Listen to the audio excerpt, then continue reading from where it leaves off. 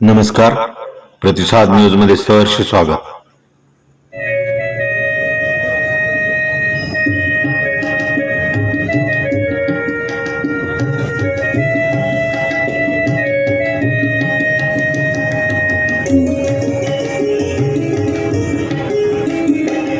शक्ति संभृतं युक्ति संभृतं शक्ति संभृतं युक्ति संभृतं तप्त जीवाची तगमग सारी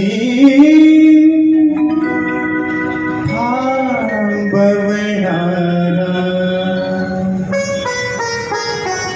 आई असते श्रावण अविरत रिंझणारा तप्त जीवाची तगमग सारी थांबवणारा आई असते श्रावण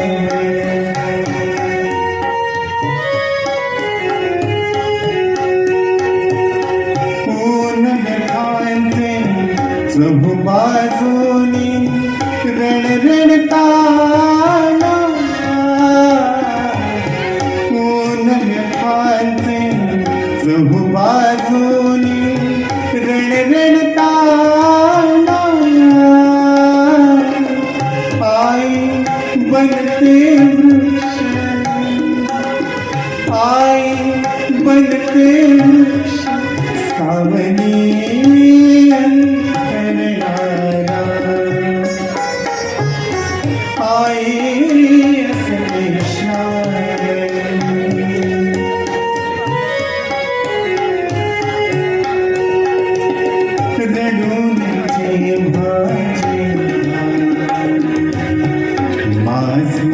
डोळे थकले रडूनचे भाजे माझे डोळे थकले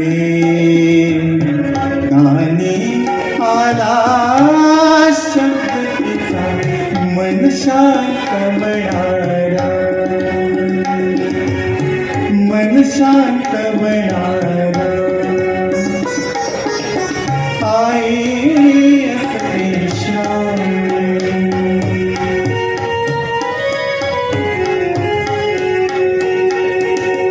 आई म्हणजे आई म्हणजे काय मला इतकेच उमगले मला इतकेच उमगले एक दिवा जळणारा एक दिवा जळणारा आणि तळमळणारा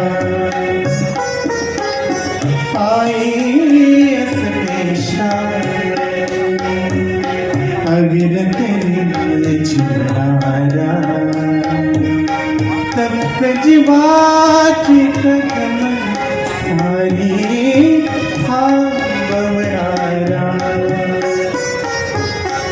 आई असते श्रावण आई असते श्रावण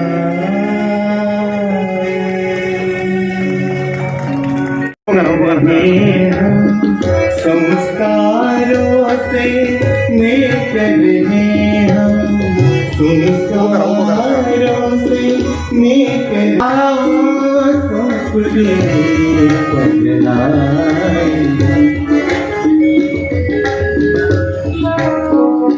व यांचा परिचय व प्रास्ताविक करावे अशी मी आपणास विनंती करीत आहे.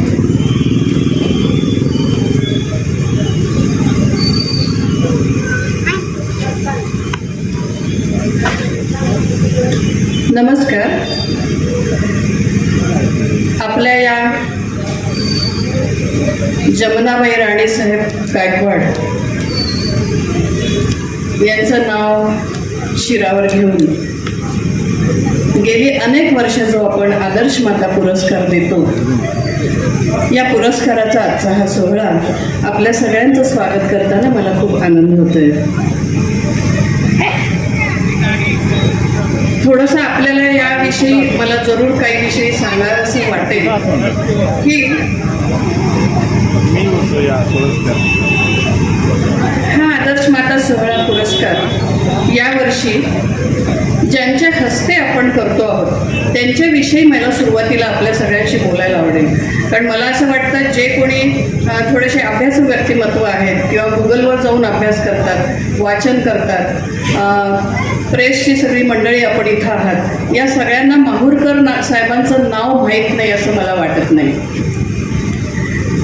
एक ज्येष्ठ पत्रकार, लेखक, राजकीय विश्लेषक आणि महत्त्वाचं म्हणजे इतिहास हा विषय अत्यंत प्रेम असलेलं असं अभ्यासू व्यक्तिमत्व, आणि सध्या ते ज्या पदावर काम करतायत ते पद म्हणजे आज केंद्रीय माहिती आयुक्त या पदावर ते काम करतायत. आज अशी व्यक्ती आज इथपर्यंत आपल्या यावी हा आपल्या सगळ्यांच्या दृष्टीने खूप एक आनंदाची गोष्ट आहे.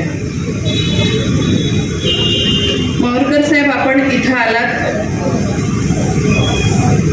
आणि खरंच म्हणजे कालपासून मी त्यांच्याबरोबर आहे. आपल्या सगळ्यांना सांगू इच्छिते मी की असं व्यक्तिमत्व आहे ज्या ज्या गावाचं नाव काढा किंवा एखाद्या प्रमुख व्यक्तिमत्वाचं नाव काढा, सारा इतिहासच 1 मिनिटात मांडला जातो. असं अत्यंत अभ्यासू व्यक्तिमत्व आज माहूरकर साहेब हे आहेत. आज त्यांचं पद ही एक वेगळी गोष्ट आहे.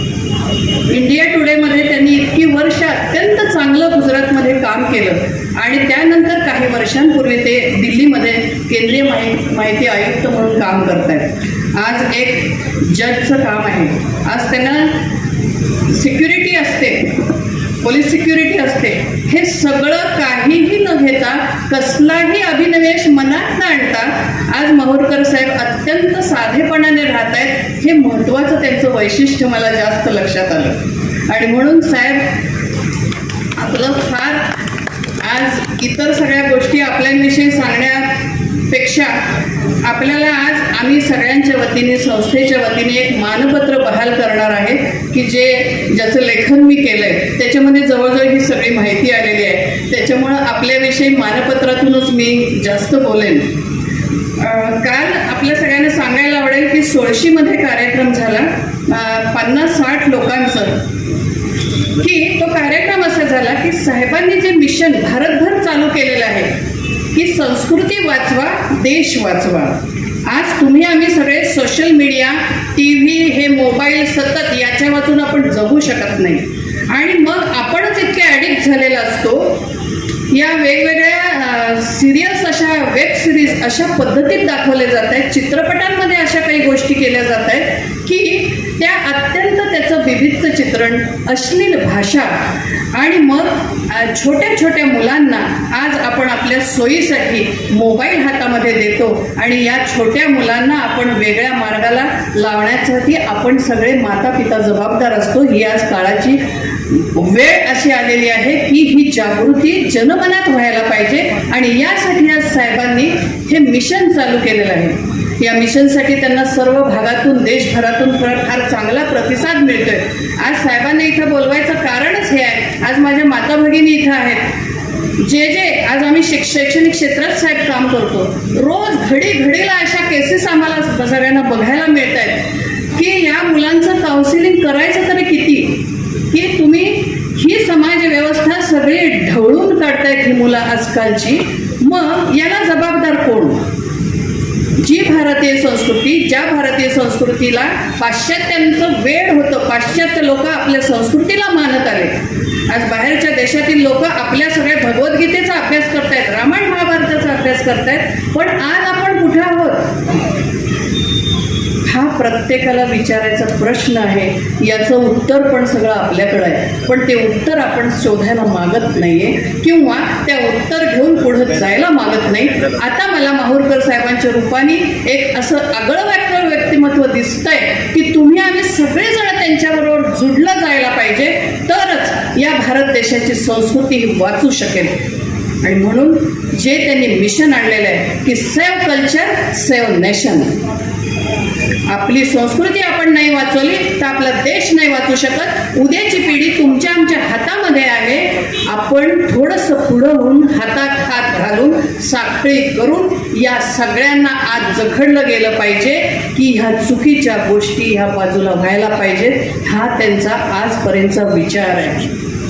एवढा विचार हा जो काही मी कालपासून ऐकते की त्या अक्षरशः त्यांना त्रिवार वंदन करावं असं वाटतं की हा इतकं चांगलं मिशन घेऊन ते सगळ्यांसमोर आलेले आहेत.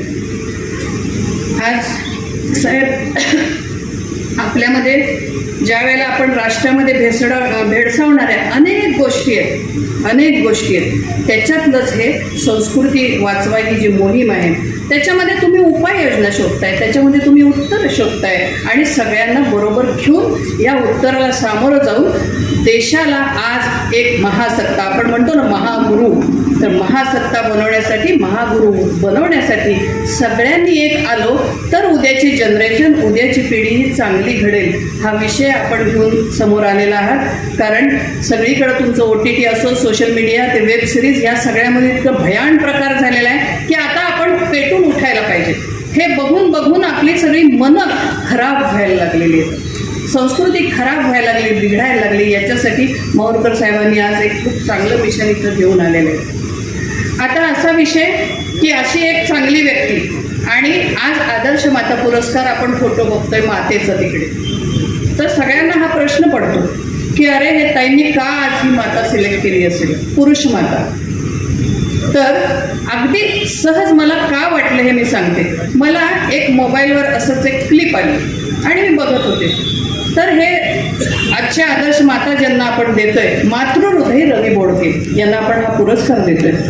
तर त्यांची मी क्लिप बघितली, मी त्यांना फोन केला की म्हटलं अरे हे तुम्हाला कसं वाटलं, हे का करावं असं वाटलं. असं जस्ट फोनवर डिस्कशन केलं आणि योगायोग काय की नंतर 8 दिवसात त्यांच्या त्या आश्रमच्या वरनं मी समोरून निघाले होते. मी त्यांना फोन केला मी येते, माझ्या मनात पण काही नव्हतं आणि त्यांचा आश्रम बघितला. त्या सगळ्या महिला पुरुष जवळजवळ 80-90 लोक होते. रस्त्यावरचे बेघर म्हणजे मनोरुग्ण, त्यांना काही स्वतःचं काय कपडे घालावेत, काय बोलावं, कसं काहीही समजत नाही. रस्त्यावर दिसला, स्टँडवर दिसला, कुठं गल्लीत दिसला, बोळात दिसला की ते उचलून आणतात आणि आपल्या आश्रममध्ये ठेवतात आणि त्या व्यक्तीला जगवण्याचा प्रयत्न करतात. आज मगाशी साहेब पण म्हणाले की मला हा नेहमी प्रश्न पडायचा, अशी लोक बघितली तर अरे हा वेडसर माणूस रस्त्यावर फिरतो, त्याचं पुढं काय भवितव्य. म्हणजे प्रत्येकाला आपल्याला प्रश्न पडतो पण आपण त्याच्यावर सोल्युशन दिलं नाही. तर सोल्युशन दिलं या रवी बोडकेंनी. आणि त्या दिवशी मी तिथं आश्रममध्ये गेले आणि त्यावेळेला त्यांना मी बोलत बोलत माहिती ऐकत होते आणि काय येऊन गेलं मनात. मी त्यांना म्हटलं तुमचं हे काम समाजकार्य नक्कीच आहे, पण हे कार्य आहे ना हे मातृहृदयी संवेदनशील मनाचं काम आहे. म्हणजे आईचं काम आज तुम्ही करताय असं माझ्या मनातून येऊन गेलं आणि तिथंच मी त्यांना सांगून टाकलं की यावेळचा एक आमचा विशेष आदर्श माता पुरस्कार असेल तो आम्ही तुम्हाला देणार आहोत. आणि त्याचं महत्त्व, तुमचं महत्त्व कमी होऊ नये म्हणून दरवर्षी आपण 3 मातांना पुरस्कार देतो. यावर्षी तसं केलेलं नाही. आमची ही एक आगळी वेगळी आदर्श माता आहे की जी ही मनोरुग्णांसाठी, वंचितांसाठी अत्यंत प्रेमाने काम करते. त्यांना खांद्याला खांदा लावून त्यांच्या मिसेस पण काम करतात. आज त्यांच्या आई पण इथं आल्या आहेत. मला आनंद वाटतो आपल्या सगळ्यांचं स्वागत करताना. सगळे तुमच्या आमच्यांचा त्यांना आधार नक्की असेल, पण समोर कोण एक व्यक्ती पुढे यायला लागते आणि हे कार्य घडवायला लागतं. तसं कार्य आज रवी बोडके इथं करतायत. तुमच्या प्रति फार आत्मीयता मी याविषयी व्यक्त करते. आणि आज ज्या वेळेला आपण सगळीजण इथं आलेला आहात, वेगवेगळ्या क्षेत्रातले आहात, सगळ्यांचा नामोल्लेख करणं अवघड होतं, पण तरी देखील आज आमचे इंद्रसेन सोळसकर जे आपल्याच हायस्कूलचे विद्यार्थी, आपल्या गावचे पाहुणे, त्यांनी सोळशीला कार्यक्रम घेतला. आमचे सुशांत निंबाळकर आहेत, फलटणचे आलेत. आमचे श्रीधर साळुंखे सर एक व्याख्याते आहेत. गावातले सगळे प्रतिष्ठित आहेत. त्यानंतर आमच्या या दिदी आलेल्या आहेत ज्या काम करतात वाठारच्या सेंटरमध्ये. शिवानी दिदी आणि आपण सगळे वेगवेगळ्या गावातून आलेत, काही महिला भगिनी आहेत, आपल्या सगळ्यांच्या प्रती मी आत्मीयता व्यक्त करते.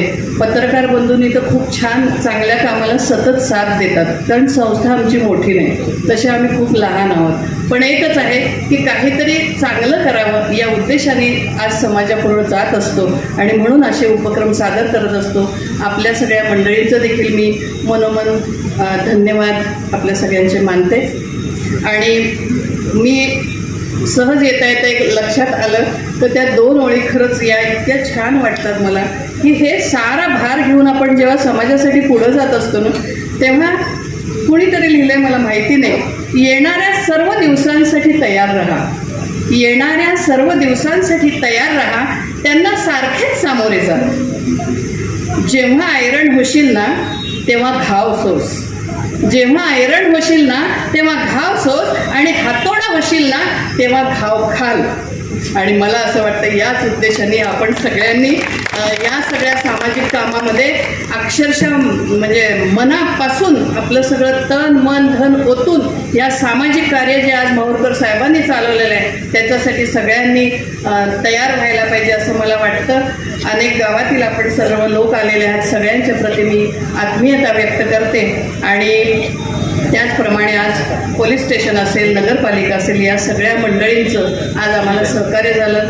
आज साने सर तुमच्या खूप गोड आवाजात साहेब पण म्हणाले की किती छान गाणं म्हणतायत हे, आई असं ते श्रावण, खूप सुंदर गाणं आहे ते. तर आपल्या सगळ्यांच्या सहकार्याने आमचं अतुल आहे, सगळे तुम्ही मंडळींनी, आणि मेन म्हणजे माझा सगळा स्टाफ आहे, सिनियर कॉलेज आणि बाकीचे सगळ्या आपल्या 11-12 शाखांचे सगळी लोक, सगळ्यांनी या सगळ्या उपक्रमासाठी सहकार्य दिल्याबद्दलच या गोष्टी आम्ही यशस्वी करू शकतो.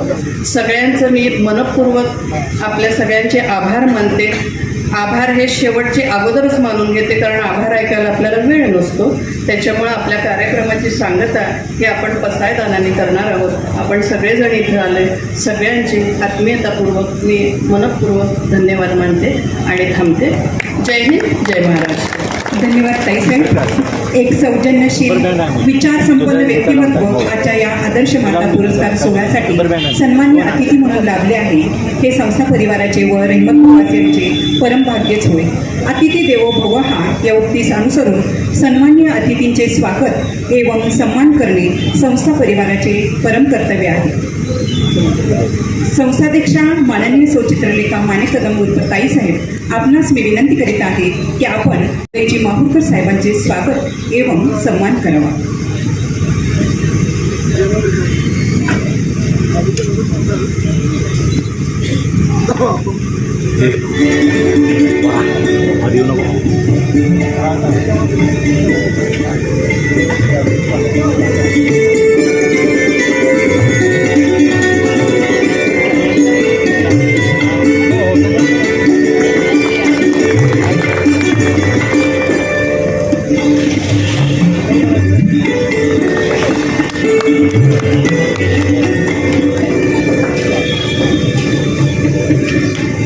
धन्यवाद.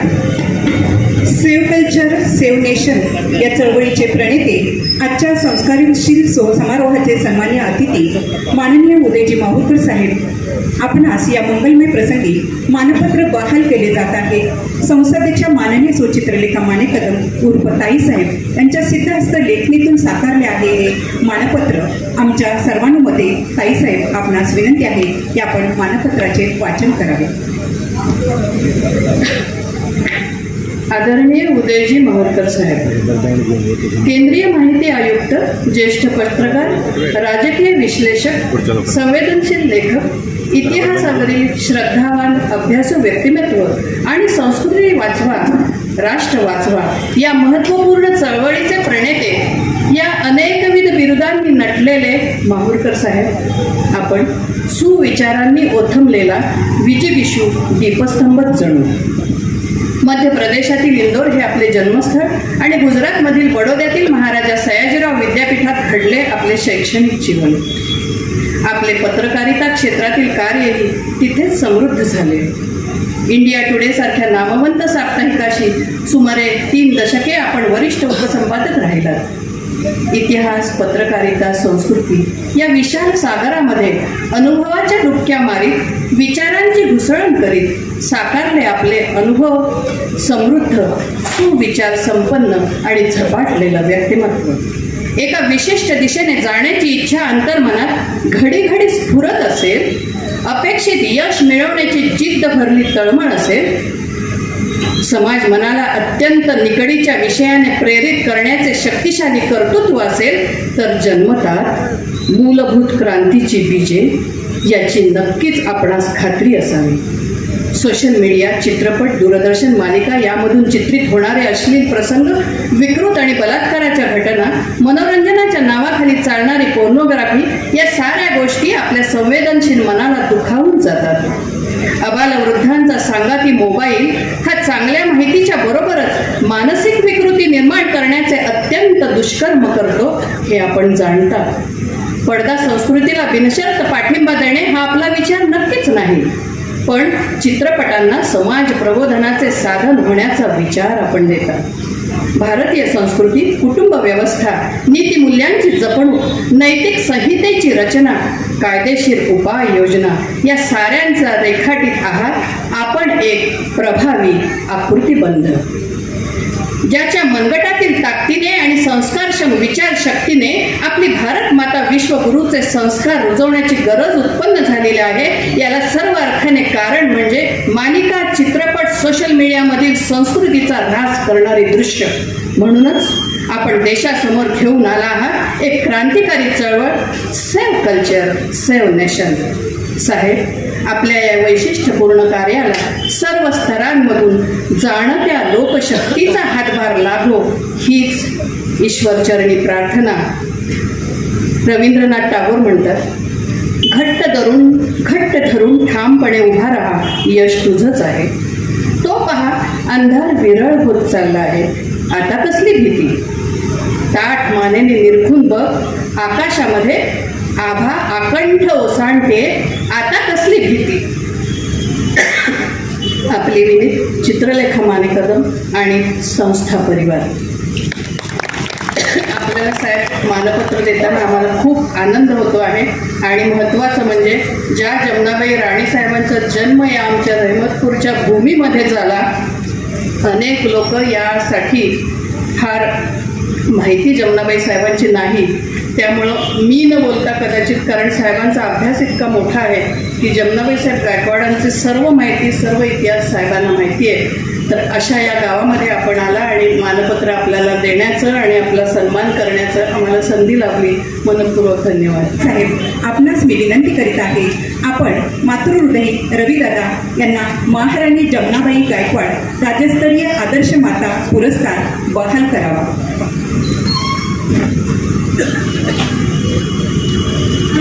ये तो सच है कि भगवान है मगर फिर भी अनजान है। धरती पे रूप अपना उस विधाता की पहचान है। ये तो सच है कि भगवान है।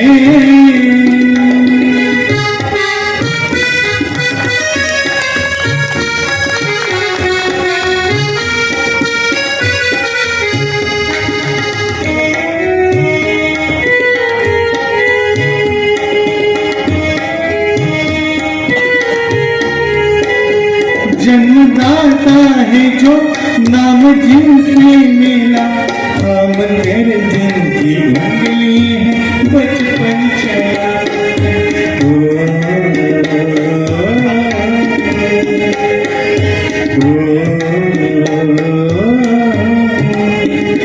कांधे पर बैठ के जिनके देखा जहाँ, प्यार जिनसे मिला, क्या बुला क्या भला। कितने उपकार हैं क्या कहें, ये बताना ना आसान है। धरती पे रूप माता उस विधाता की पहचान है। ये तो सच है कि भगवान है। संस्था समाजाच्या वतीने करण्यात येत आहे. ताईसाहेब, मी आपणास विनंती करीत आहे, आपण त्यांना 25,000 रोख त्यांच्या कामासाठी, पुढील वाटचालीसाठी आपण त्यांना द्यावे.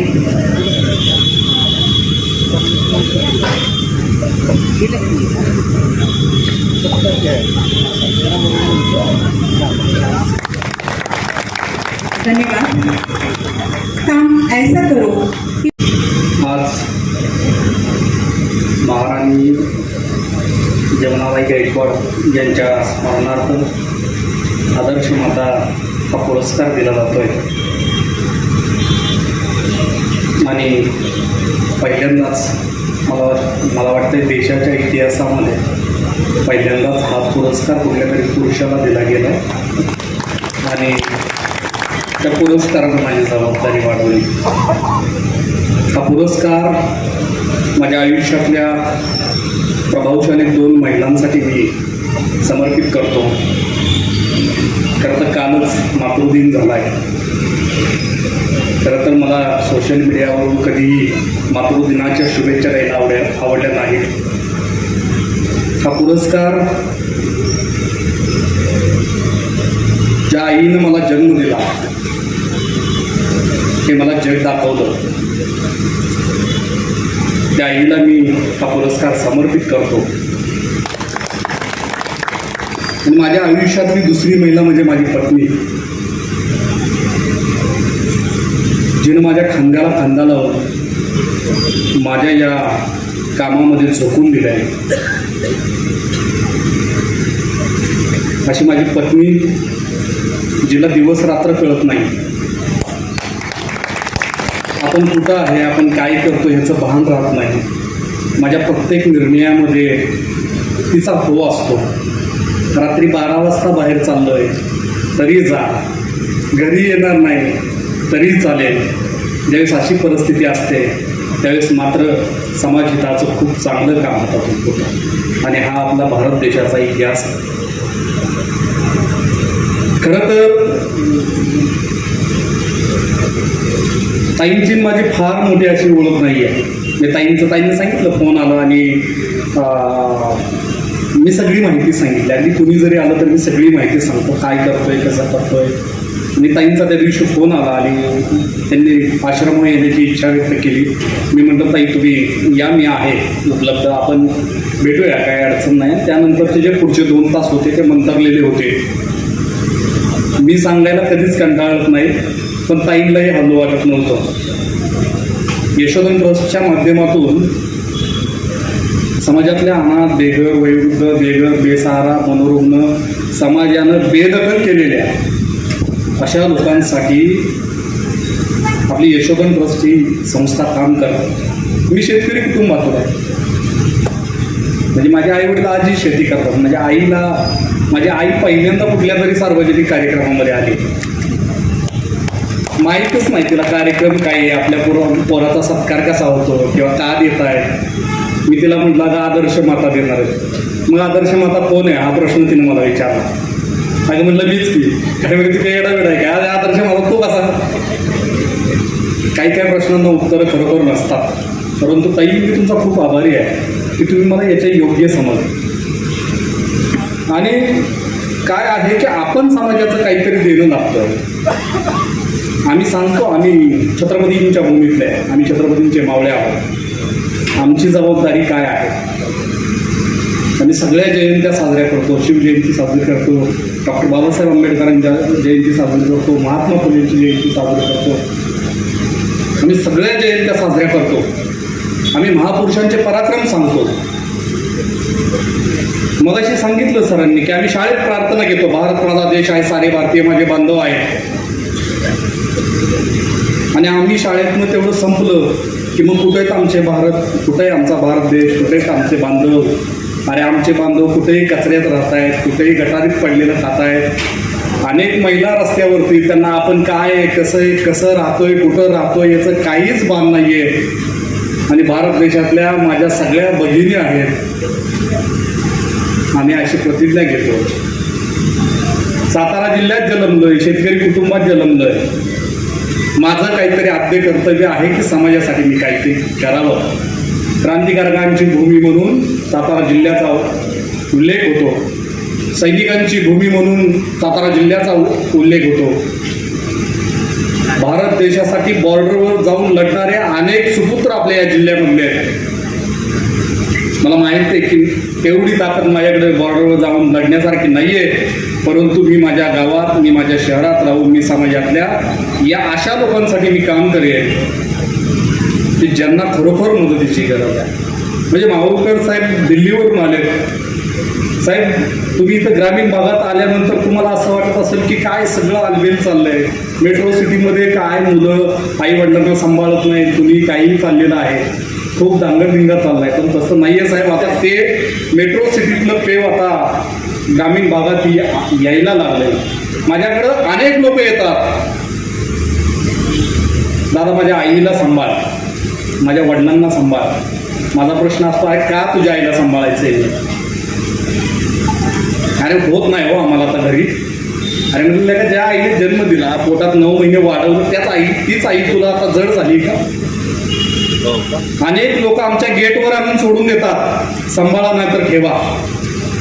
अनेक महिला अशा आहेत की कुठंही कचऱ्यात पडतात. अनेक महिलांवर रस्त्यावर राहायचं म्हटलं तर अत्याचार होतो. पुरुष कसाही रस्त्यावर राहू देत, चालेल, त्याला काही होणार नाही, उपाशी राहू देत, फरक नाही पडत आहे. परंतु एखादी महिला, मुलगी जर रस्त्यावरती आले तर तिच्यावर अत्याचार करणारे लोक ही आपल्याच समाजातले. प्रत्येकाला जगण्याचा अधिकार आहे. आमच्याकडे आम्ही म्हणतो सर, महिला सुरक्षित राहिल्या पाहिजेत, मुली सुरक्षित राहिल्या पाहिजेत, मुली महिला शिकल्या पाहिजेत. परंतु ज्यावेळेस त्यांच्यावरती अशी वेळ येते तेव्हा काय करायचं? प्रत्येकजण आपली जबाबदारी झटकून मोकळा होतो. मग अशा वेळेस अशा महिलांनी कुठं जायचं हा मला अनेकदा प्रश्न पडायचा. आणि मग ह्यांचं काय करायचं, काय होत असेल पुढं? एखादी महिला रस्त्यावर हायवेवर फिरत असेल तर त्या ट्रकमध्ये घ्यायचं, तिच्यावर अत्याचार करायची, खाली कुठंतरी दुसऱ्या 200-300 किलोमीटरमध्ये नेऊन सोडायची. ज्याच्या हातामध्ये सापडेल त्यांनी तिच्यावर अत्याचार करायचा, बलात्कार करायचा, तिचं शोषण करायचं. मगाशी तोच मुद्दा तुम्ही उचलून घेत धरला होता. परंतु समाज म्हणून आमची जबाबदारी मात्र काहीच नाही. म्हणून 17 वर्षापूर्वी यशोधन ट्रस्ट या संघटनेची मी सुरुवात केली. मला माहित होतं मी जग बदलायला गेलो ना तर जग बदलणार नाही. सुरुवात माझ्यापासून करायची. जर माझ्या घरातल्या कुणावरती जर अशी वेळ आली तर आम्ही सहन करू का? आम्ही पोलीस स्टेशनला जाऊ, आकांत तांडव करू, नाही थैथै नाचू, अरे असं झालंय. मग ह्या महिलांना जगण्याचा अधिकार नाहीये का? आज पण आपल्या भारत देशामध्ये मानसिक आजाराकडे बघण्याचा दृष्टिकोन साफ चुकीचा आहे. मी अनेक लोकांना मी काउन्सिलिंग करतो, मी अनेक समुपदेशन केंद्र चालवतो, मी अनेक महिलांना, मुलींना, अनेकांना सांगतो की सायकेट्रिककडे जावा, ट्रीटमेंट घ्या. लोकांना वाटतं मला वेळ लागलाय. इथून पुढच्या काळामध्ये साहेब मी मगाशी सांगितलं, आता 2023 चालू आहे, 2032 साली आपल्याला फार भयंकर गोष्टींचा सामना करायचा आहे. प्रत्येकाच्या एका क्लिकवर जग पुढं आलंय. जवळ एका क्लिकवर आपण अमेरिकेतली माहिती मिळवतोय, एका क्लिकमध्ये जपानमध्ये काय चाललंय आपण बघतोय. एक व्हिडिओ कॉल केला तर आपण 100 किलोमीटरवर असणाऱ्या आपल्या नातेवाईकाशी बोलतोय. परंतु आपलं हे एवढं सगळं करत असताना आपण आपलं मानसिक आरोग्य जपतोय का? प्रत्येकाच्या हातात मोबाईल आहे, आपण किती वेळ वापरतोय? आपली मुलं मोबाईल वापरतायत, आपल्या घरातली सगळी लोक मोबाईल वापरतायत, पण आपण त्याच्या किती आहारी गेलोय त्याचं मूल्यमापन आपण कधीही करत नाही. मग आम्ही जसं मोबाईलवर दिसेल ना तसंच वागायला बघा. साहेब तुम्ही दिल्लीमध्ये बसता, तुम्ही कमिशनर आहात, टेलिव्हिजनवर अनेक मालिका दाखवल्या जातात. मी आता कुठली मालिका आली होती आमच्या महाराष्ट्रामध्ये, माझ्या नवऱ्याची बायको. आता आमच्या भगिनींना काय आदर्श घ्यायचा? मला हा अनेकदा प्रश्न पडतो की जे समाजाला उपयोगी असेल असं दाखवा. छत्रपती संभाजी महाराजांची आता मालिका येत होती, कुटुंब गर्दी असायची सगळ्या टेलिव्हिजनवर, सोशल मीडियावर, सगळेजण तेच बघायचे. ज्याच्यातून प्रेरणा मिळेल असं आम्ही काही बघत नाही. परंतु ज्याला काही माल मसाला आहे, जे बघायला बरं वाटतं असं मात्र आम्हाला लगेच बघायचं. आणि ह्याचाच परिणाम नेमका आपल्या समाजावर झाला. अनेकांना आपली सासू घरात नकोय. अनेक मुलांना असं वाटतं की अरे आई आपली म्हातारी झाली, आता काय हिचा उपयोग आहे, नको सांभाळायला, हिला घरातून बाहेर काढू. ज्या आईनं काबाड कष्ट करून मोठं केलंय, उभं केलंय, त्या आईनं वयोवृद्ध झाल्यानंतर कुठं जायचंय. अनेक नालायक मुलं घरातून ह्या आजींना, वयोवृद्ध आजींना घरातून बाहेर काढून देतात. ती बिचारी कुठंतरी आडोसा शोधते, कुठंतरी शिळं पाकं मिळतंय का बघते. नाहीच मिळालं तर कचऱ्यात टाकलेलं अन्न खातात येतो. मग ह्या लोकांना जगण्याचा अधिकार नाही. अशाच लोकांना सगळ्यात जगण्याचा अधिकार आपण यशोधन ट्रस्टच्या माध्यमातून मिळवून देतो.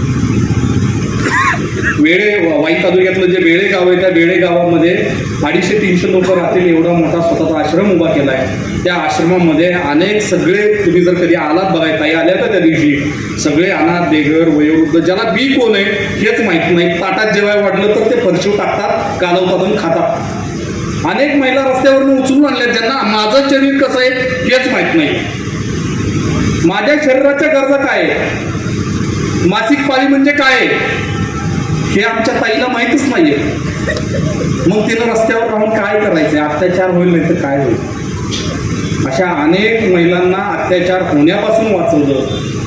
आत्ताही आश्रमामध्ये 70-80 लोक राहत आहेत ज्यांना आज पण ज्यांचं घर सापडत नाहीये. आजपर्यंत 600+ लोक भारतभर सोडली. सर उत्तर प्रदेश असेल, बिहार असेल, झारखंड, तुम्हाला सांगतो छत्तीसगड, कर्नाटक, तमिळनाडू, पंजाब, हरियाणा, दिल्ली, हिमाचल प्रदेश एवढ्या राज्यांमध्ये लोक घरी नेऊन सोडली.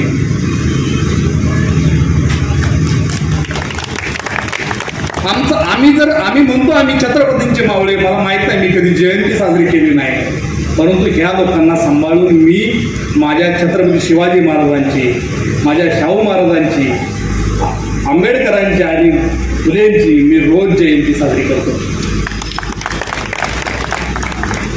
कारण आम्हाला हल्ली असं झालंय, मी इतके वाईट वाईट प्रसंग रोज बघतो, माझ्या भावना अक्षरशः मेल्यात.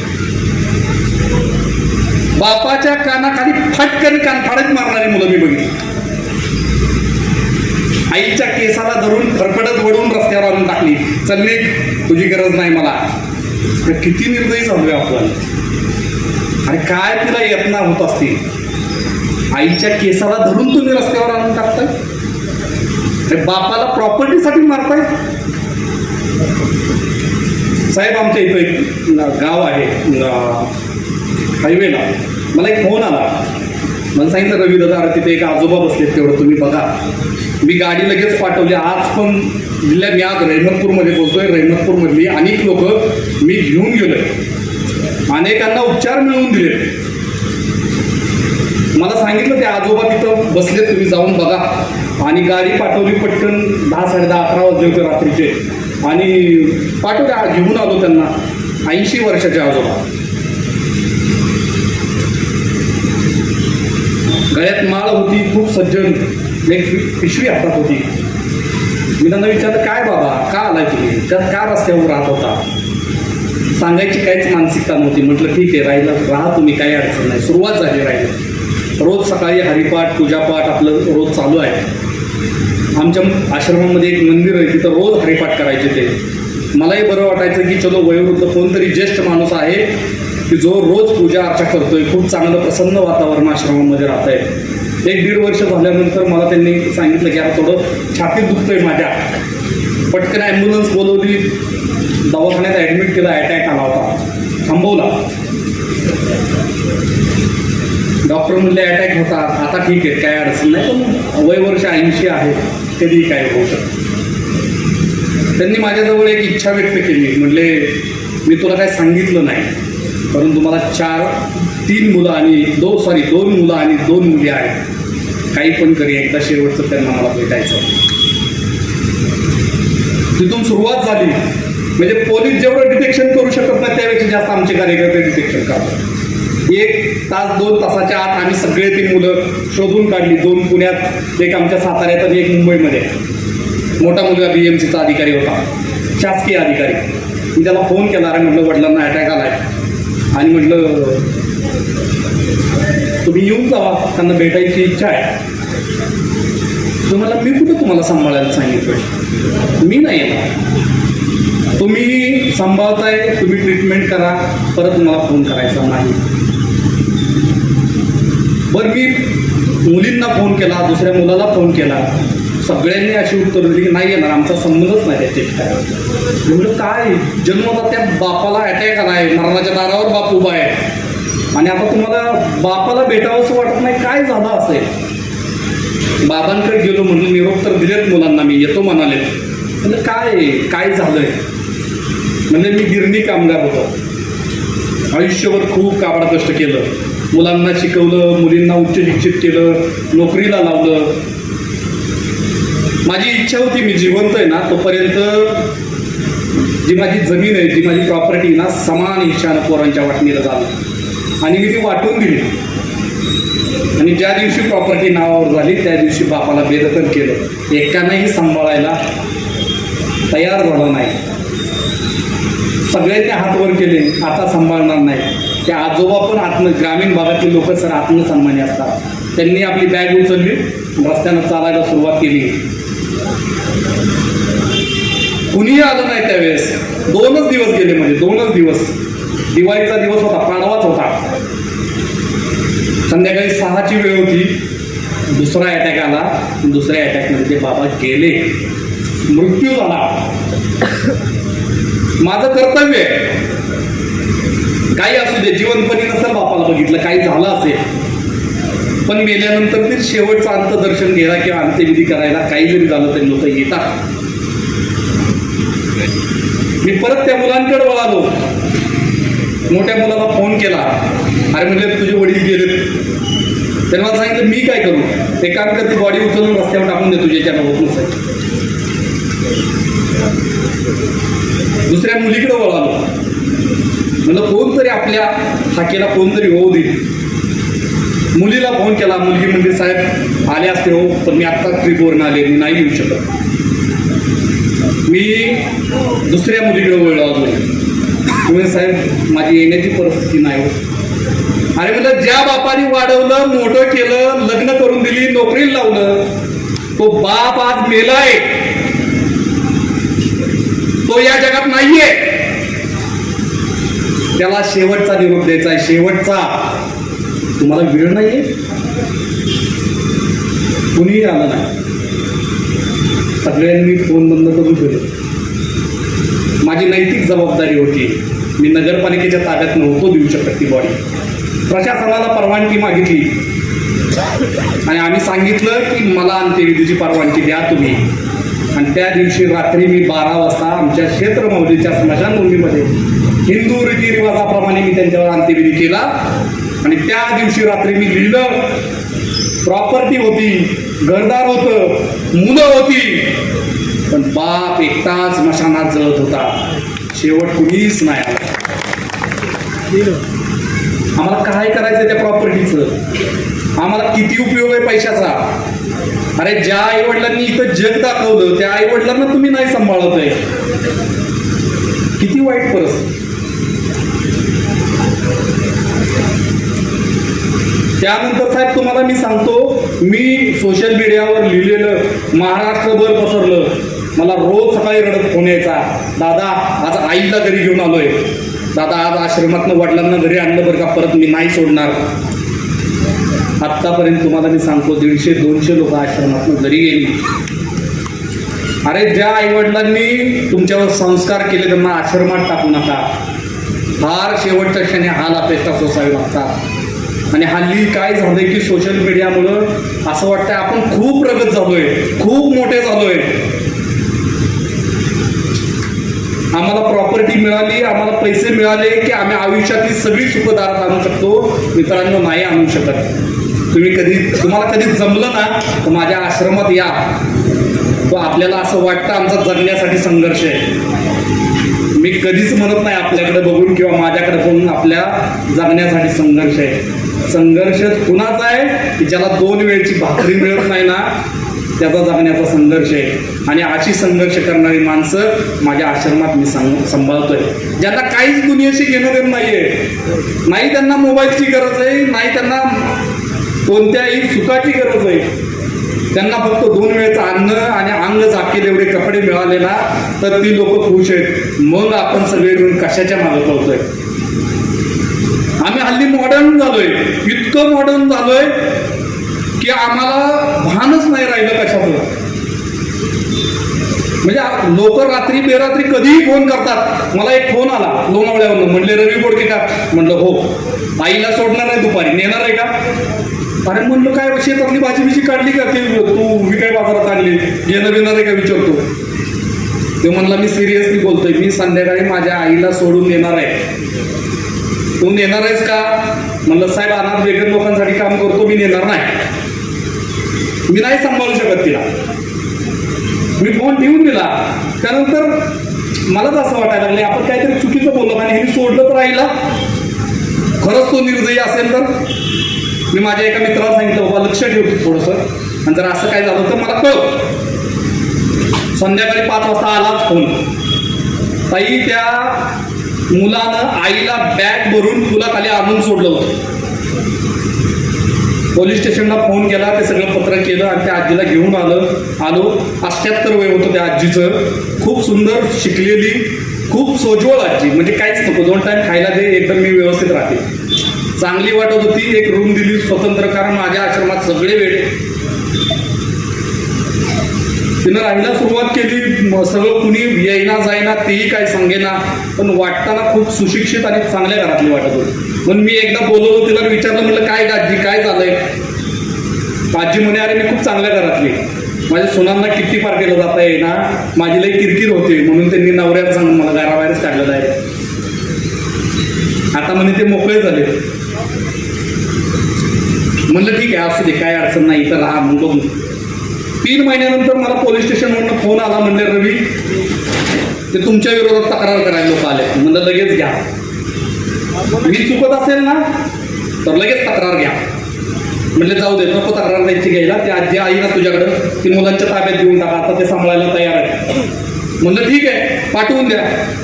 लगेच आले. 2 तासाच्या प्रवासामध्ये ऑडी BMW अशा गाड्या घेऊन लोक आले. आल्यानंतर काय ड्रामा चालू झाला. अरे अरे अरे अरे आईच्या पायात पडून पाक रडाय, सुना बिना रडायला लागल्या.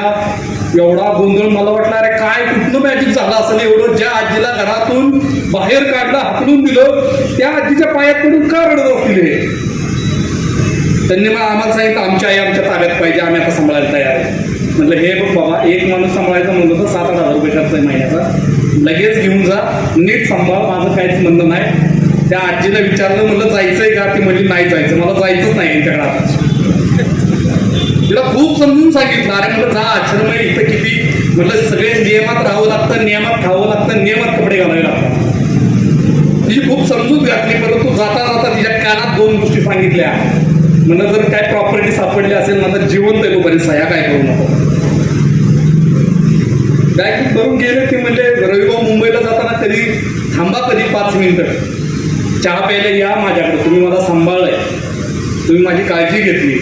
आजी गेली जिकडची तिकडं झालं. मला 4-5 दिवसानंतर फोन आला. म्हणतो आजी काय झालंय? काय नाही म्हटलं, अरे एक स्वतंत्र रूम, चांगली सोय बी, सगळं एकदम व्यवस्थित, काही अडचण नाही. मला झालंय काय ते सांगा, का घेऊन गेलेत तुम्हाला?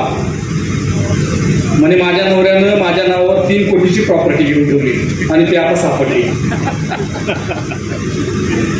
आणि म्हणजे आता यांना कळालं की ते माझ्या नावावर आहे. आता मला कालच आले होते सह्या मागायला, पण मी काय सह्या दिल्या नाही, म्हणून पहिल्यांदा तुम्हाला फोन केला. मी जिथं इथं जाईल ना तिथे सांगतो की अजिबात मुलांच्या नावावर काय करू नका. तुमच्या माघारीनं ते मुलांचंच आहे. हल्ली असं झालंय, गावाकडचं विकायचं, पुण्यात जायचं, फ्लॅट घ्यायचा, गाड्या घ्यायचं, पैसे संपून टाकायचे, आई वडिलांनाही भिकेल लावायचं, स्वतःही भिकेल लावायचं. वयोवृद्धांचे हाल होतात लेखांना.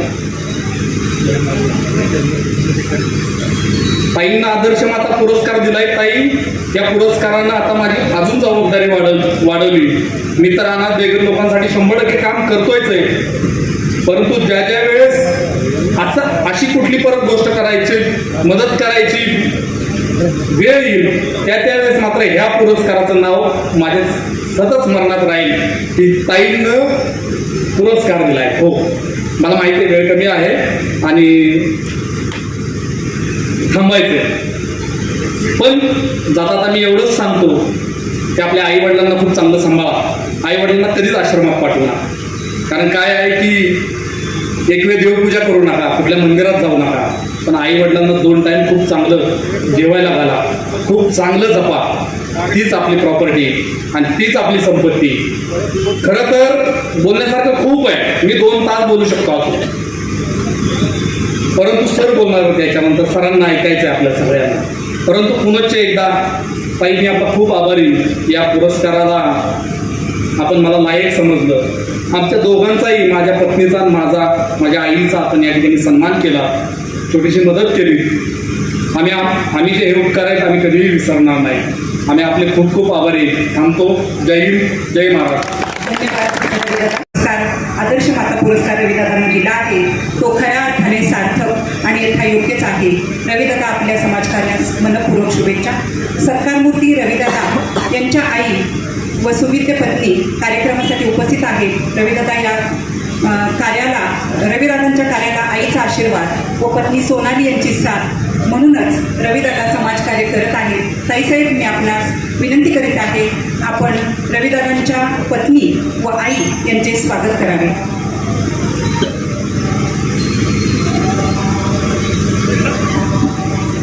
ताईसाहेबांना विनंती करीत आहे मी रविदादांच्या पत्नी व आई यांचे आपण या ठिकाणी स्वागत करावे.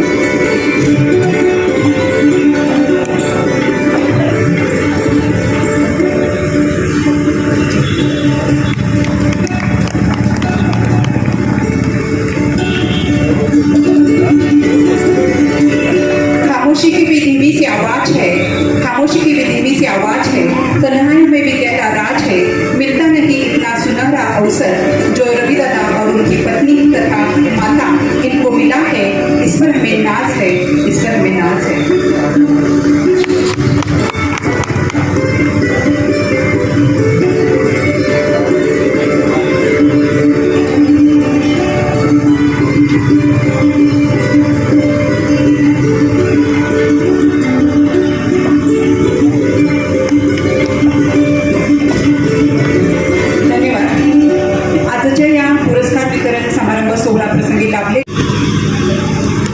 पंचकोशी शिक्षण मंडळचे चेअरपर्सन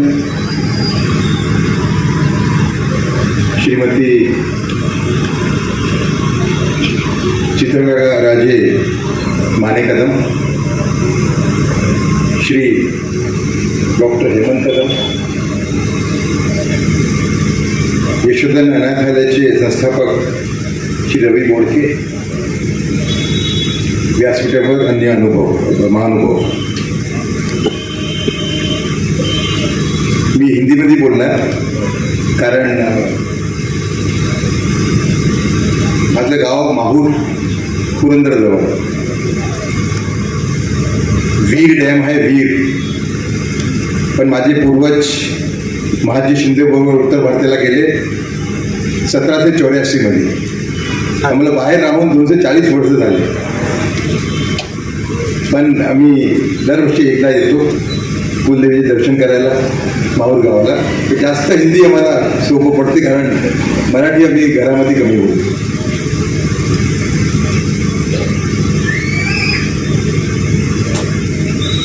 दोस्तों, समाज सेवा के कई प्रकार होते हैं, लेकिन आज जो मैं प्रकार दिख रहा हूँ वो एक अचंभे में डालने वाला प्रकार है. कई बार छोटेपन से मुझे ये एक भावना होती थी. जब मैं चलने निकलता था तो भारत में जैसे हम देखते हैं निराधार लोग, बेदखल हुए लोग रोड पे पड़े हुए हैं, उनको खुद का भी ख्याल नहीं है. अभी मैं दिल्ली में चलने निकलता हूँ तो वो जो डिसेबल्ड लोग होते हैं वो साइकिल चलाते हैं तो रात को फिर बस स्टैंड पे आकर रुक जाते हैं.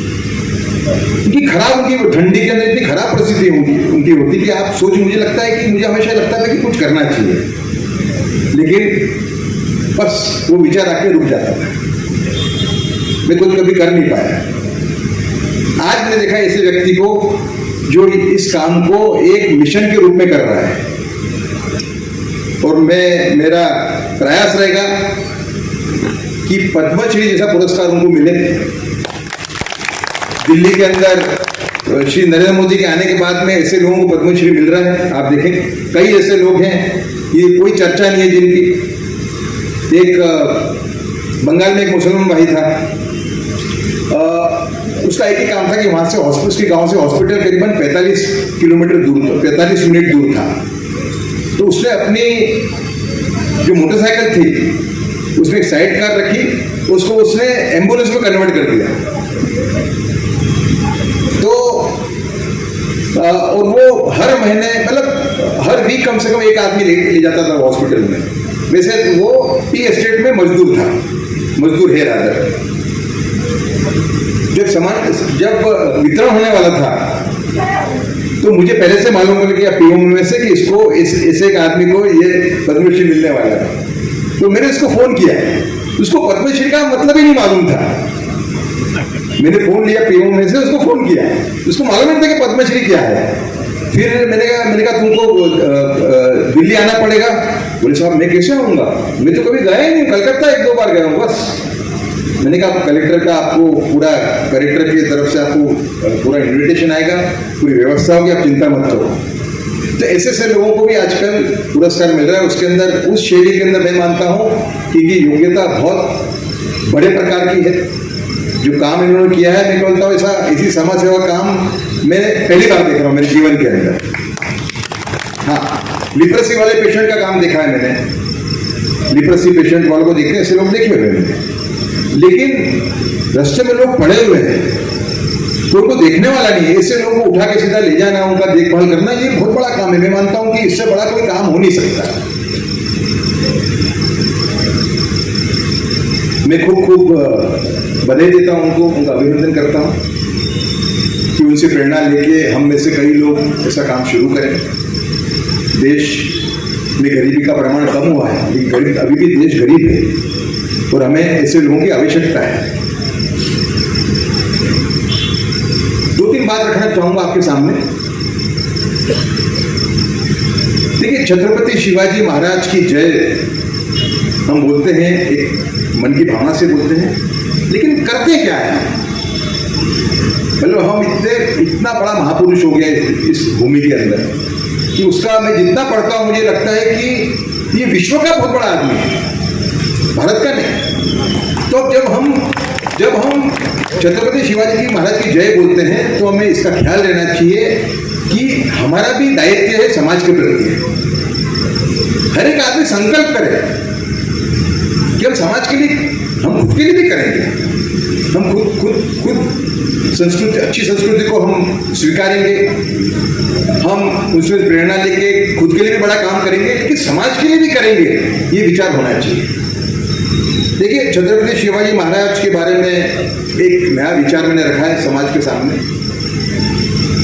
बहुत लोग उसको लाइक करते हैं, मैं आपके सामने भी रखना चाहूंगा। देखिए, छत्रपति शिवाजी महाराज को हम कहते हैं राजा,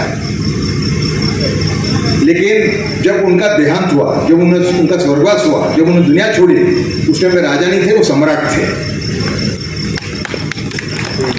देखिए, उनके राज्य अभिषेक के साथ में हमारी छत्रपति शिवाजी महाराज की स्टोरी खत्म हो जाती है।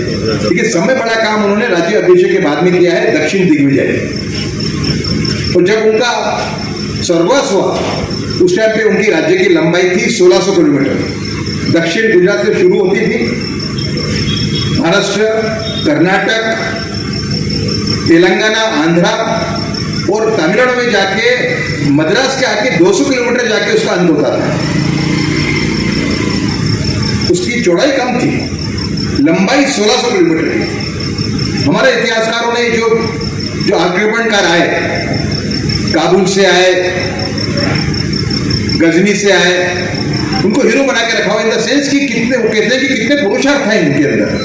तो याद रहे, काबुल से दिल्ली का जो अंतर है वो सिर्फ 1350 किलोमीटर है। छत्रपति शिवाजी महाराज की जो राज्य की लंबाई थी उससे कम है।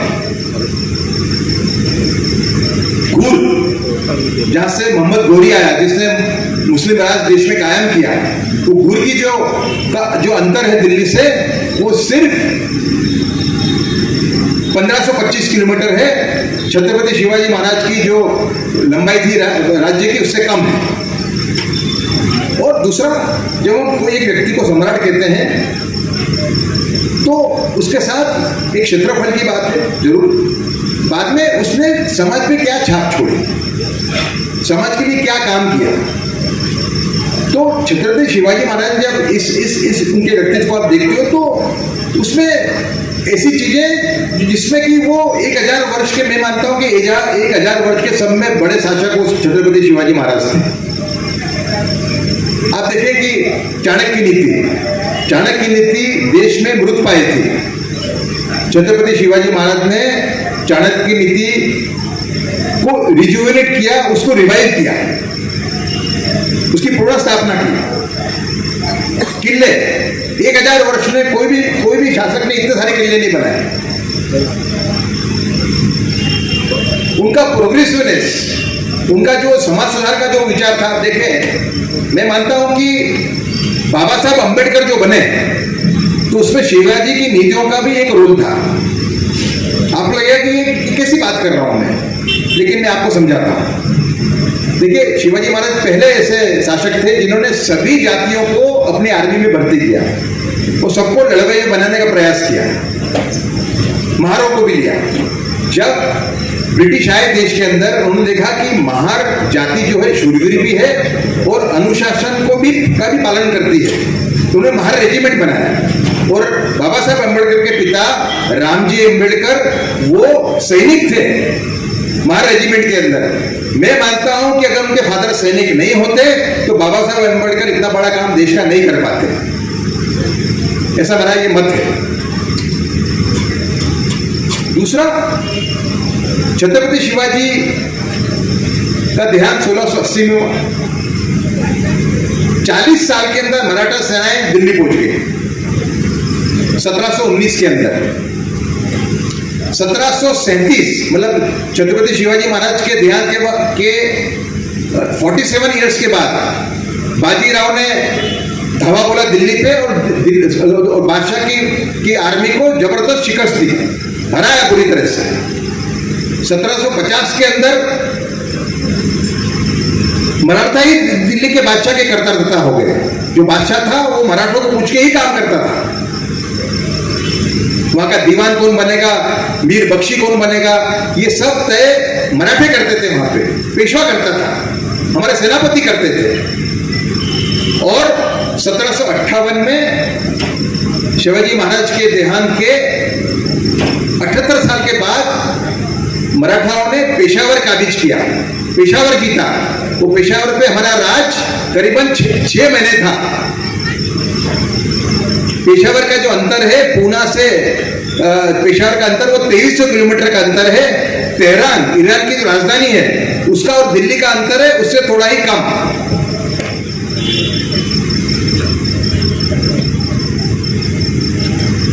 उसके बाद में पानीपत की लड़ाई में हमें मूंगी खानी पड़ी, लेकिन बाद में महाजी शिंदे आए जिनके साथ मेरे पूर्वज सुल्तानराव माहुरकर, संताजीराव माहुरकर और फकीरजीराव माहुरकर ये तीनों उत्तर भारत गए, कई लड़ाइयां लड़े और जो हमने खोया था पानीपत में उसको महाजी शिंदे ने प्रस्थापित किया। मतलब 10 साल का काल ऐसा है 1784 से लेके 1794 तक कि महाजी शिंदे ही पूरे देश के कर्ता धर्ता थे। देश में ज्यादातर भाग उनके हाथ के नीचे था। वो बादशाह के वकील मुताबिक भी थे। तो फिर संताजी घोरपड़े की बात करें तो संताजी घोरपड़े भी कितना बड़ा सेनापति, मतलब उसके नाम से रामचंद्र पंत आमदकर ने लिखा है कि उसके नाम से औरंगजेब दहशत महसूस करता था, इतना डर था उसको संताजी घोरपड़े का। उस वक्त छत्रपति संभाजी महाराज का बलिदान देखिए, जिस तरीके से उन्होंने धर्म के लिए जान दे दी। तो हमें इस बात का गर्व होना चाहिए कि हम ऐसी भूमि से हैं कि जिन्हें इतने बड़े व्यक्ति को पैदा किया था, दुनिया को दिया था, इसका गर्व हमें होना चाहिए। और जो फॉरेन के जो इतिहासकार हो गए उन्होंने जो लिखा है उसका सुनिए आप। एक पार्थरली केयर करके फ्रेंच ट्रैवलर यहाँ आया था, 2 बार आया था छत्रपति शिवाजी के कार्यकाल में उसने जो लिखा है छत्रपति शिवाजी महाराज के बारे में वो भी सुनने लायक है।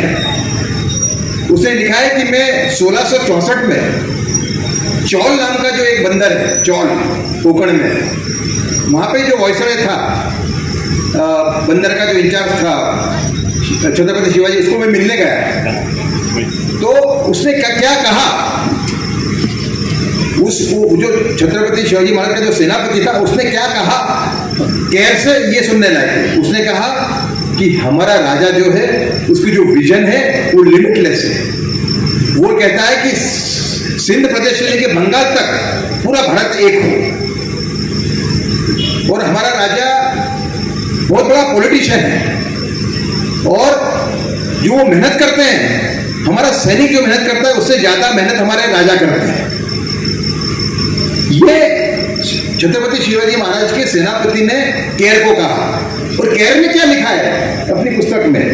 केर ने लिखा है छत्रपति शिवाजी महाराज की कंपैरिजन गुस्टोफस एडोल्फस नाम का एक बहुत बड़ा स्वीडन का राजा हो गया जो यूरोप का हीरो माना जाता है। गुस्टोफस एडोल्फस मध्यकाल का समय बड़ा, वहां का शिवाजी समझो आप, यूरोप का। उसने लिखा है कि शिवाजी महाराज ये पश्चिमी दुनिया के सबसे बड़े व्यक्ति हैं, पूरी दुनिया में पश्चिमी दुनिया के सबसे बड़े शासक हैं, और इनका जो कर्तव्य है वो ऐसा है कि वो गुस्टोफस एडोल्फस से थोड़ा भी कम नहीं। आप सोचिए, एक 10-12 हजार किलोमीटर से एक आदमी आता है, यहाँ छत्रपति शिवाजी महाराज का कार्य देखता है और उसकी कंपैरिजन अपने खुद के जो शिवाजी है उससे करता है। ये कितने बड़े आदमी, कितने बड़े व्यक्ति होंगे छत्रपति शिवाजी महाराज, इसका आपको अंदाजा लगे। इसके लिए मैं कहता हूं कि आपको उनसे प्रेरणा लेके एक संकल्प करना चाहिए, देश का बड़ा काम करो। उनके ही संकल्प से ये काम मैंने उठाया है, सेव कल्चर सेव नेशन का। देखिए, करीबन 17 साल हो गए जब मुझे पहली बार ये विचार आया था कि फिल्म के अंदर जो विपत्त आ रहा है इससे देश की दुर्गति होगी, हमारी जो पीढ़ी, युवा पीढ़ी है उसको ये बहुत खराब तरीके से गलत रास्ते पे ले जाएगी। उस टाइम पे जिस्म नाम की फिल्म रिलीज हुई थी 17 साल पहले, बहुत गंदी फिल्म थी वो। मैंने खूब प्रयत्न किया, विविध नेताओं से बात करके, समाज सेवकों से बात करके, लेकिन कोई ने मेरे को रिस्पॉन्स दिया नहीं। फिर मैंने सोचा गए साल कि इसको मैं हाथ में उठाऊं, तो मैंने सेव कल्चर सेव नेशन नाम का एक मूवमेंट लॉन्च किया है, संस्कृति बचाओ देश बचाओ राष्ट्र बचाओ। इसमें मैं ये कह रहा हूं, जो लोग विभत्स परोस रहे हैं मनोरंजन के नाम पे, देश एक होकर उनको शिक्षा करें। कोई ने पूछा कि आप सरकार को क्या नहीं कह सकते? मेरा आह्वान सबसे है, सरकार से भी है, सरकार भी करेगी, सरकार को भी सूचन देंगे, लेकिन समाज इसमें एक हो। जैसे करप्शन के सामने हमने मूवमेंट खड़ा किया था 2011 के अंदर, ऐसा एक मूवमेंट खड़ा हो और इनको हम शिक्षा करें। मेरा मुद्दा है कि परिस्थिति क्या होगी। देखिए, देश ही आजकल कहता है, देश के नेता ऐसा कहते हैं कि भारत एक महान देश बनेगा 2047 तक। 2047 भारत के आज़ादी का 100वां वर्ष होगा और हम 2047 के अंदर महान देश बनेंगे, मुझे कोई शंका नहीं। क्या आर्थिक रूप से हम महासत्ता बनेंगे? बिल्कुल बनेंगे। क्या हम सैनिक रूप से महासत्ता बनेंगे? बिल्कुल बनेंगे। क्या हम वैज्ञानिक रूप से, साइंटिफिक रूप से महासत्ता बनेंगे? बिल्कुल बनेंगे। पर मेरा प्रश्न है, क्या हम सांस्कृतिक रूप से कंगाल देश बनेंगे? ये मेरा प्रश्न है। आज अमेरिका की हालत क्या है? अमेरिका एक आर्थिक महासत्ता है, एक सैनिक महासत्ता है, एक साइंटिफिक महासत्ता है, वैज्ञानिक महासत्ता है, लेकिन आज अमेरिका के अंदर फैमिली नाम की कोई चीज नहीं है। रोज फायरिंग होते हैं, रोज लड़के, छोटे छोटे लड़के बंदूक लेके निकलते हैं और 10-15 लोगों को मार देते हैं। हमारे भी हालत, अगर हमने इस बात को समझा नहीं और हमने ऐसे लोग जो विपक्ष परोस रहे हैं, हमारी भावी पीढ़ी को बिगाड़ रहे हैं, उसको उनको हमने रोका नहीं तो हमारी भी हालत ऐसी हो जाएगी और होना शुरू हो गई है मेरे ख्याल से। कि कोई इसकी बात नहीं कर रहा। जो बलात्कार बढ़ रहे हैं, जो बलात्कार की संख्या बढ़ रही है, उसका मूल कारण ही कंटेंट है।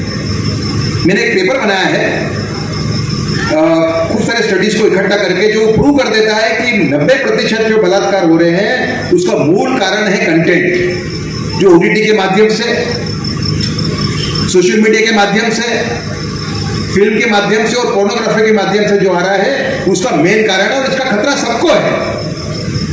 ये मुद्दा ऐसा है जिसमें हिंदू, मुस्लिम, क्रिश्चियन सब एक हो सकते हैं, सबको डर है इस बात का।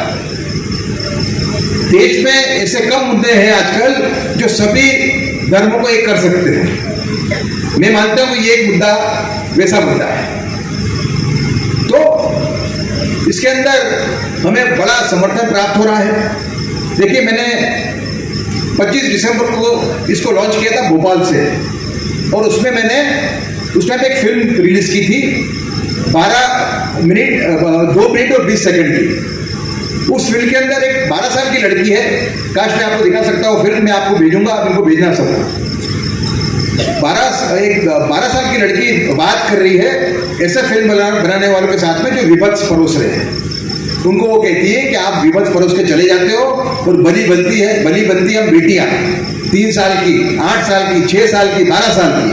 और फिर वो बाद में लास्ट में बोलती है कि आप देश के दुश्मन हो, आप देश की विलन हो।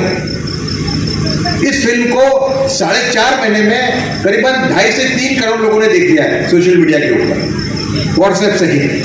इसका मतलब समाज बोल नहीं रहा है, तो समाज को उसका डर है। दूसरा एक प्रश्न इसमें आता है कि इसमें हम नागरिक क्या कर सकते हैं। तो इसकी भी एक गाइडलाइन इशू करने वाला हूं कि आप ऑफलाइन और ऑनलाइन क्या इसमें कर सकते हैं। प्रदर्शन कर सकते हैं, कंप्लेंट कर सकते हैं। एक हमने फॉर्म बनाया है जिसके अंदर एग्जिस्टिंग जो कानून है उसके अंदर हम क्या कर सकते हैं, वो फॉर्म में भेजूंगा, वो आप देना इनको। लेकिन समय बड़ा जो हमने काम किया अभी 11 मार्च को अहमदाबाद में एक हमने नेशनल कॉन्फ्रेंस बुलाई इस मुद्दे के ऊपर। उसमें हमने एक रिजोल्यूशन पास किया, एक प्रस्ताव पास किया। वो प्रस्ताव हमने कहा कि वो प्रस्ताव पूरे देश को एड्रेस्ड है, एक्टर एक्ट्रेसेस को एड्रेस्ड है, वो सरकार को एड्रेस्ड है, बुद्धिजीवियों को एड्रेस्ड है। उसमें हमने सरकार को 3 सुझाव किए, उसमें से एक बड़ा कठोर सुझाव है। हमने ये कहा है कि एक सख्त कानून बने जिसके तहत एक एथिक्स कोड बने। एथिक्स कोड, वो एथिक्स कोड तय करे, लिमिट तय करे कि एक फिल्म के अंदर थीम की क्या लिमिट होगी, सीन की क्या लिमिट होगी, भाषा की क्या लिमिट होगी और कपड़े की क्या लिमिट होगी। और कुछ धाराओं का अगर प्रोड्यूसर, डायरेक्टर, एक्टर, एक्ट्रेस और फोटोग्राफर उल्लंघन करता है तो उस पर रेप को बढ़ावा देने का चार्ज लगेगा और उस पर कार्रवाई होगी। बहुत कठोर ये किया हम निर्णय, लेकिन ये कठोर जरूर, देश को बचाने तो आपको करना ही पड़ेगा। दूसरा मैंने इसमें उसका दूसरा सुझाव उसमें यह है कि एक जॉइंट रेगुलेटरी अथॉरिटी बने जो सभी ऑडियो विजुअल प्लेटफॉर्म से, ओटीटी, सोशल मीडिया, फिल्म, सबको ये रेगुलेट करे। देखिए सोशल मीडिया पे क्या आता है, देखिए शायद हमारी संवेदना खत्म हो गई। जो मैं कहता हूं कि हम अगर स्कूल में प्रतिज्ञा करते हैं कि सभी भारतीय मेरे भाई बहन हैं, तो हमें संवेदना होनी चाहिए कि हमारे भाई या हमारी बहन बिगड़ रहे हैं। तो हमारी संवेदना या तो कम हो गई या तो खत्म हो गई। सोशल मीडिया के ऊपर फिल्में आती हैं, ससुर म्हणजे सासरे आणखीन सूनबाईचा व्यभिचार तशी फिल्म येते, शिक्षक आणखी विद्यार्थी व्यभिचार तशी फिल्म येते। तो इसमें आपको शिक्षा करना चाहिए कि नहीं, आप कहिए मुझे, आप मानते हो कि शिक्षा करना चाहिए? जो लोग ऐसा विभत्स परोस रहे हैं उनको शिक्षा करना अनिवार्य है। अगर हमने ये नहीं किया तो हमारा प्रपौत्र और पुत्री सुरक्षित नहीं है। यहाँ पे देश की बात छोड़ो, आप देश के तो महान देश बनाएंगे, लेकिन हमारे खुद की प्रपौत्री और प्रपौत्र सुरक्षित नहीं है। अभी जोधपुर के महाराजा गज सिंह जी मेरे घर पे आए थे गए वीक, तो महारानी साहब भी आई थी। तो मैं तो आजकल सेव कल्चर सेव नेशन का प्रचार पूरे देश में करता हूँ। तो मैंने उनको कहा कि महाराज साहब मैंने ये काम किया है, शुरू किया, आप भी इसमें योगदान दीजिए कभी। तो महारानी साहब ने मुझे बात बताई, सुनने लायक की बात ये। वो एक स्कूल चलाती है, उस स्कूल में एक महिला है, उनकी बेटी भी पढ़ती है, वो महिला उनकी दोस्त है।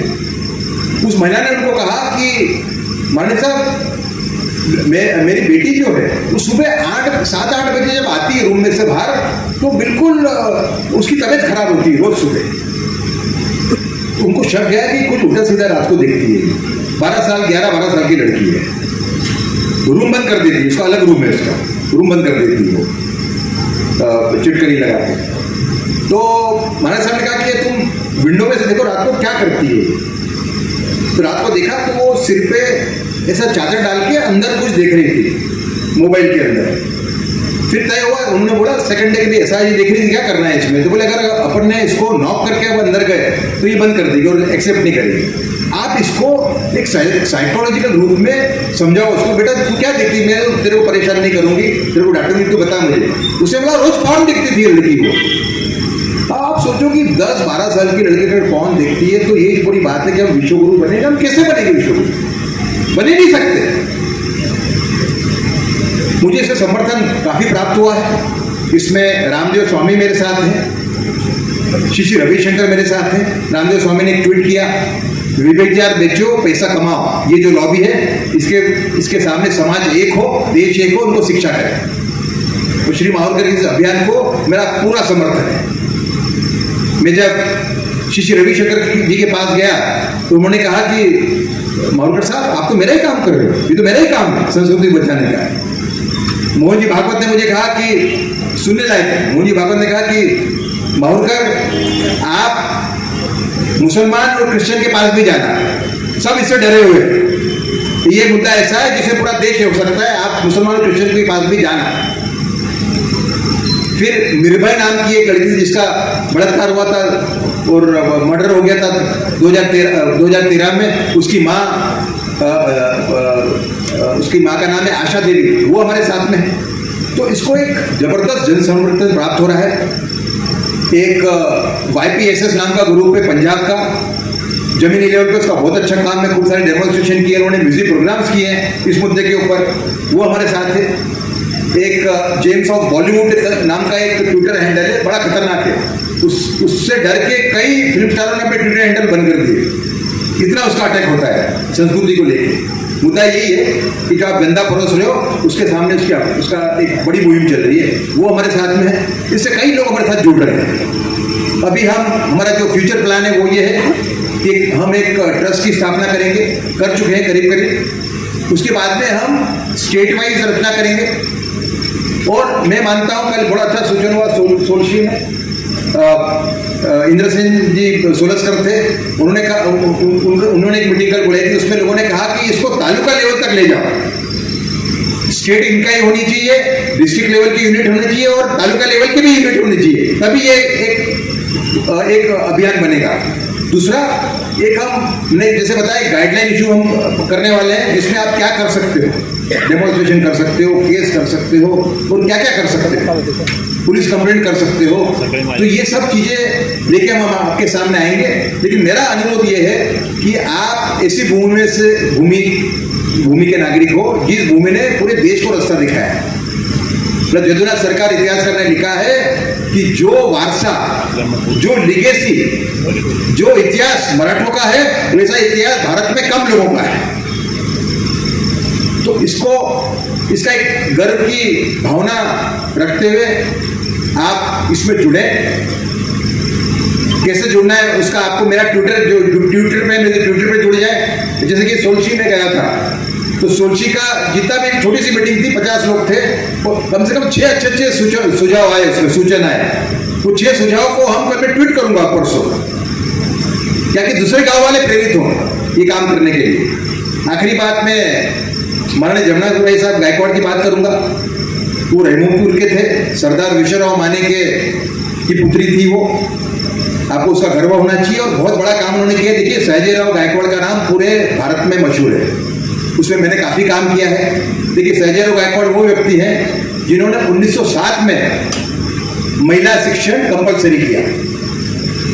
उन्होंने बाबा साहब अम्बेडकर को बाहर पढ़ने भेजा। देश के बड़े बड़े जो लोग थे वो शिक्षण क्षेत्र के थे, वो स्पोर्ट्स क्षेत्र के थे, वो कला क्षेत्र के थे, बाल गंधर्व, बड़े गामा पहलवान, ये सब उन्होंने राज्य में इकट्ठा किए थे। मतलब उन्होंने एक आदर्श राज्य का निर्माण किया था, पर ऐसे व्यक्ति के मूल में कौन था इसका लोगों को मालूम नहीं है। देखिए, ये इतिहास की एक विडंबना है कि कई लोगों का योगदान है वो बड़ी मुश्किल से आता है, और चित्रलेखा ताई जैसे लोग काम करते हैं जब वो लोगों के सामने आता है। तो उनका जो दत्तक उनको लिया था 1875 के अंदर, वो 6 साल तक पूरा राज्य चलाया जमुनाबाई साहब ने। उस टाइम पे जो संस्कार दिए उनको, मैंने इस पर थोड़ा काम किया तो मुझे मालूम पड़ा कि वो ख्याल रखती थी कि दोस्त इनके गलत ना हो। फिर पढ़ने के लिए वो घर पे नहीं पढ़ाया पैलेस में, उनके लिए अलग बिल्डिंग में अलग से पढ़ाया उनको, ताकि शिक्षण पे खास ध्यान दिया जा सके। ऐसे अच्छे अच्छे अधिकारी को उन्होंने अपॉइंट किया उनको देखने के लिए। तो ऐसे जमुनाबाई साहब रहमतपुर के थे, इसका भी आपको गर्व होना चाहिए। आदर्श माता थे, बहुत कम उम्र में विधवा हो गए थे, तो भी उन्होंने एक ऐसे व्यक्ति को दत्तक लिया, उसका निर्माण ऐसा किया जो सयाजीराव का स्थान बहुत बड़ा है, मेरा ऐसा मानना है एज ए इतिहासकार। अगर 1950 के अंदर सयाजीराव गायकवाड़ जिंदा होते तो भारत के राष्ट्रपति वो होते। मतलब वो 1939 में चले गए, 1950 तक वो जीवित रहते तो सयाजीराव गायकवाड़ ही भारत के राष्ट्रपति होते। क्योंकि जब उन्होंने महिला शिक्षण कंपलसरी किया, वो काम तो ब्रिटिशर ने भी किया था, कोई ने नहीं किया था पूरे देश में। ऐसे कई उनके काम हैं, मतलब आप उनके पढ़ोगे तो आपको ऐसा लगेगा कि आधुनिक भारत के एक बहुत बड़े व्यक्ति थे वो। तो ऐसे व्यक्ति के निर्माण में जिस व्यक्ति ने इतना बड़ा रोल प्ले किया हो, महारानी जमुनाबाई साहब गायकवाड़ उसको माने, वो रहमतपुर के थे। इसकी गर्व की भावना आपको होनी चाहिए मेरे ख्याल से, इसकी गाथाएं आपको कहनी चाहिए अपने लोगों को, अपने बच्चों को कहनी, अपने बच्ची को कहनी चाहिए, ताकि उनको संस्कार मिले, उनको इसमें से प्रेरणा मिले। धन्यवाद, थैंक यू, जय हिंद, जय भारत। धन्यवाद।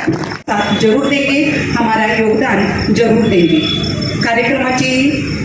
कार्यक्रमासाठी उपस्थित सर्वांचे मनपूर्वक आभार व या ठिकाणी सांगता होत आहे पसायदानाने कार्यक्रमाची।